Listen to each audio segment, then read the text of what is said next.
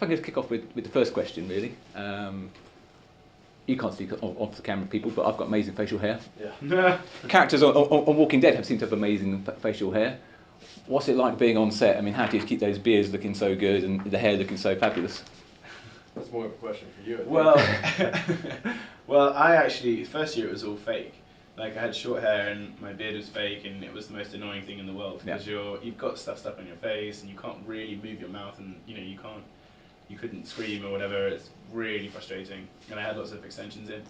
And then as the seasons have gone on, I've grown out my own in both ways.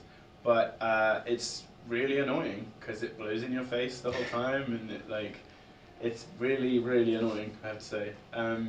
But Austin has not just the beard, but has the whole scarred face. Which so for me, when I was first joining, I had to be in makeup for ages to get everything applied, and now I don't. But he's still in makeup. Yeah. How long is it now? Like an hour? It's like an hour and a half, 2 hours. Must be really. These working? Yeah, they're working. Okay, yeah. I've gotten used to it now. At the beginning, it was a test of my patience, but now it's just part of the process, Yeah. Yeah, it must But be really. doesn't mean you have to get there earlier than everyone else? You have to be there like 4 o'clock in the morning, and they come in and sit down for 2 minutes, and then they're out, and I'm like, You're still sat there. Just burn your face. yeah, I should. That'd be dedication to the craft. Yeah, beard. Exactly. Yeah, slacker. So obviously, scale of season 8 is pretty epic, with basic saviors and everybody else going to war against each other. So what was that like to be part of? But sort of obviously taking a confrontation and being a part of that confrontation between Nick and Negan. It was pretty fun. I hadn't really been involved in anything like that. Well, there was that one raid we did at the compound, I guess. But we started off right at the beginning of the season with Dwight on one side and Jesus and everyone on the other side, facing off against each other. What was kind of interesting about that was you were never on our side of it, right? You never came down and saw what it was like to stand there and look at you. No. And I never saw what it was like to be up there, but so that I could see all of us, and we obviously watched it when we watched the show. Right. But from just watching it is a very different dynamic of you guys coming out of that door and just seeing all these trucks and everything, and us peeking out. Well, it's also strange too because I'm kind of the one setting everything up. Yeah. So I kind of get an aerial view of everything, which has been fun. Yeah. Yeah, you were in with the plan and stuff. Yeah. You're playing both sides. Yeah, so. yeah. I mean, what's that like, Austin? For you? Obviously, you've switched from Team Negan to Team Rick. Are you on anyone's team? I'm hopping back and forth right now. Are you still kind of holding the sort of line between the two? Yeah. I mean, I have to be if Negan would find out what I was doing. I'd get another iron to the face or another one. It'd be 8 hours. Killed. 8 hours of makeup. That wouldn't be good. So. Exactly. I mean, are you seeing Negan sort of becoming more compassionate? Is that something that's going to kind of bring your character back closer to him, or are you basically sort of, I don't see the Saviours winning, so I'm going to keep my options open? Yeah, I don't think there's any amount of compassion they could give me to side with Negan. I want that guy dead, so I'm going that way towards the Alexandrians. But do you think we can win? Do I think the Alexandrians can win? Yeah. It's my hope. Yeah. Are you worried about it maybe not happening, or do you think, okay, no, we can definitely win? I think they can win. Right. What about you? Yeah, I think so. I mean, it always seems to me that there's so many saviors, and there's it's a lot just of so many, and they're all big burly guys, and then just some badass women in there as well. It's just and the Alexandrians and the Hilltoppers and everyone are just kind of like this ragtag gang of people. So I think Jesus is placing his trust in. Yeah, but it's not only the Alexandrians. I mean, there's a bunch of communities involved. Yeah, but the kingdom all just got killed. Yeah. So I think it's a tough situation, and I mean, Jesus is on that side. He's not going to go anywhere else. Yep. So, but it's just not looking too hopeful right now. Yeah. So I mean, that's interesting, Tom, because obviously your character is called Jesus, so you've got Jesus by name, and you seem to be sort of Jesus by nature, having sort of saved a bunch of saviors. He's very well intentioned. I had someone insult me online saying, just because your nickname is Jesus doesn't mean you have to be like that. And I'm like, okay, because some people are really upset. I heard a lot of people come and talk to me oh, I can't believe you didn't kill all those people. I'm like, what? And everyone's so bloodthirsty that watches the show as well, and they're so beat down by Negan and the Saviors and stuff, that they just want them all dead. And I like that there's the counterpoint in there, and I like that I'm the person that came in and has that conversation. You know? Yeah, I mean, there seems to be, as you say, quite a moral spectrum across the characters in the show, and we've just seen obviously Carl lead the show, and he was obviously one of the characters who tried to sort of be on the more sort of peaceful, find a future, find a way forward type character. Do you think Jesus is going to be much more of a kind of vocal voice for finding a peaceful solution? Yeah, I think so. Yeah, and I think he would take on that from Carl as well, moving forward. I mean, he's taken a big risk with bringing the Saviors back, and that's all on his shoulders. And even as Tom, when we were walking down the road with all these guys behind me, I'm looking and going, wow, there's a lot of people, and this could go very badly wrong. So it's a big risk that he's taken, but he's going to stick by it, and I think what he does, he thinks he can convince Maggie to go with it too. Yeah. I mean, obviously there's some amazing special effects on the show. We've obviously talked about your facial makeup, Austin.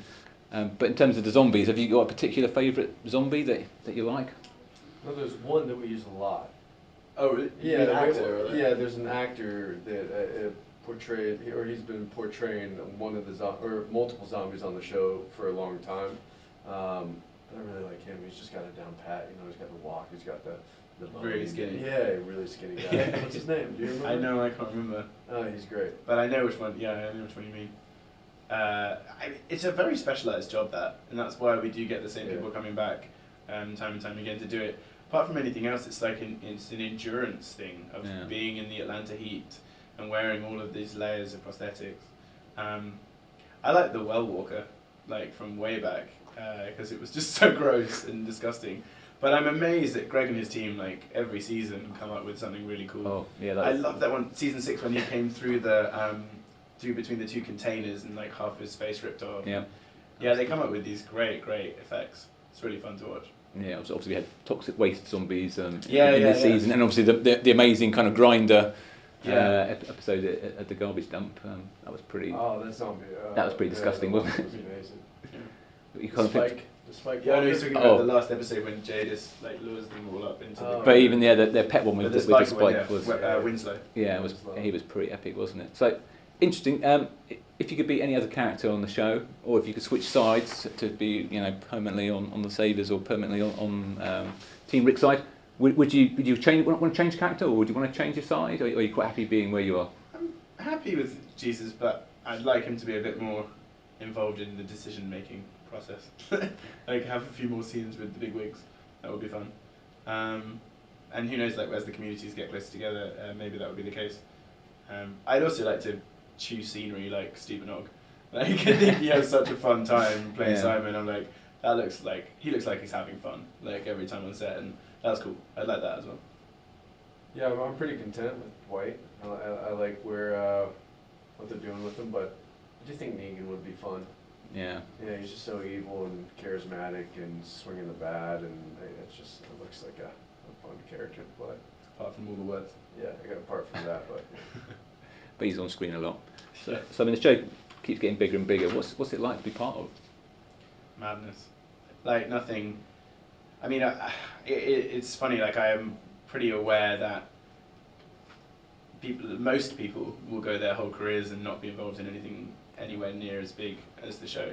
So it kind of blows my mind that that's happened to me, and that we're involved in this like once in a lifetime experience. Like it's like us and Star Trek and Star Wars and the Avengers movies, I guess, and these big franchises, and that will be with us for the rest of our lives. It's kind of it's a strange thing. We were talking in another interview about how it's a moment in TV history. It's insane, really, but wonderful at the same time.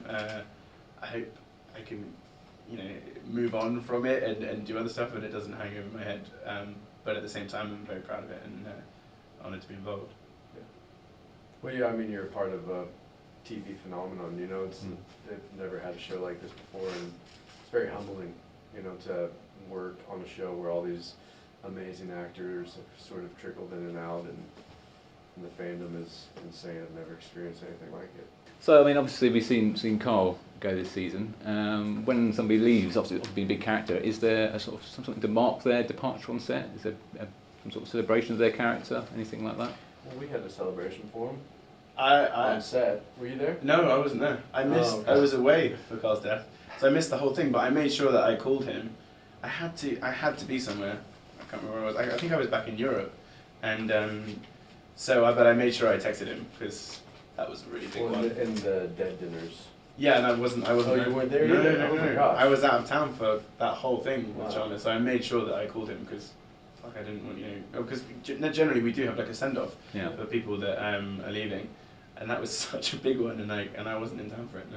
Yeah, I can't remember. It was when we were filming. It was like one of his last scenes, and we all got together. All the everyone on the show kind of came, and we were in this warehouse, and Greg had given him.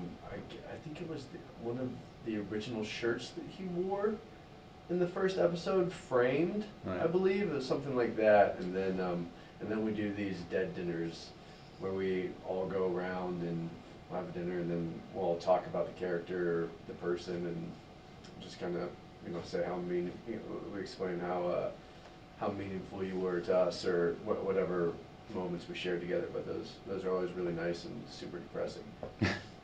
Everyone's crying the whole time. Ladies and gentlemen, you're watching Hey You Guys! Hey You Guys, huh? Hey, you guys. Is that from the Goonies? It is indeed, yes. Nice. Hey!